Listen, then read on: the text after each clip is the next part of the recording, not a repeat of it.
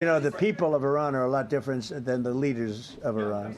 And it's very sad situation. But 32,000 people were killed over a relatively short period of time. They were going to hang 800, 2 weeks ago, hang, some by crane. They lift them up with a tall crane, and they play them around the square.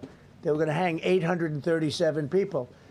And I gave them the word, if you hang one person, even one person, that you're going to be hit right then and there. I wasn't waiting 2 weeks and negotiating. And they gave up the hanging. They didn't hang 837. Supposedly, they didn't hang anybody. But no, I feel very badly for the people of Iran.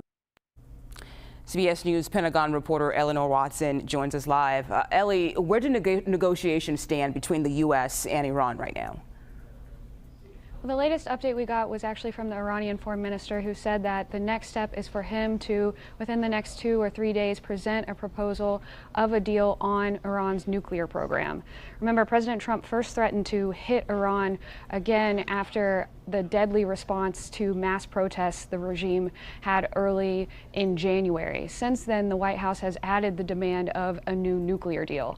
Remember last year's strikes after the U.S. hit 3 of Iran's nuclear sites. President Trump said that the U.S. had obliterated Iran's nuclear program. And while those strikes did cause extensive damage, there are signs recently that Iran is trying to clear through some of that rubble and retrieve what highly enriched uranium may still be underneath the rubble. That's in part what prompted indirect talks with Iran earlier this week in Geneva. Now, cabinet officials in the Trump administration have been somewhat opaque on what is required in a deal, whether it's just the nuclear program or should also extend to limits on Iran's ballistic missile supply or its support to proxies in the region. But President Trump himself has said his mission is to prevent a path to a nuclear weapon if Iran decides to pursue one.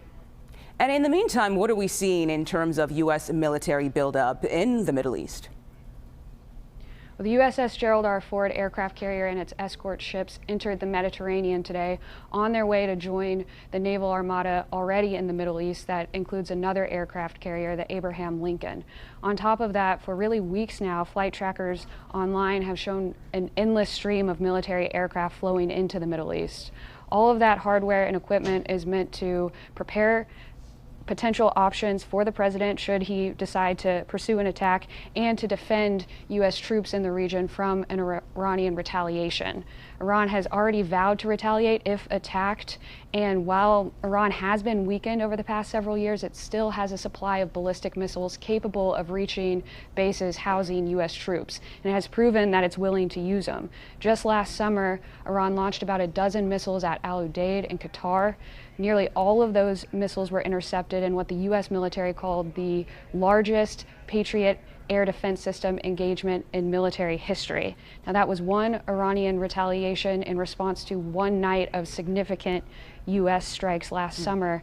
But the buildup we're seeing now indicates that maybe there are preparations for a more sustained campaign than the one and done we saw last summer. All right, we'll see what happens. Eleanor Watson, thank you for your time today.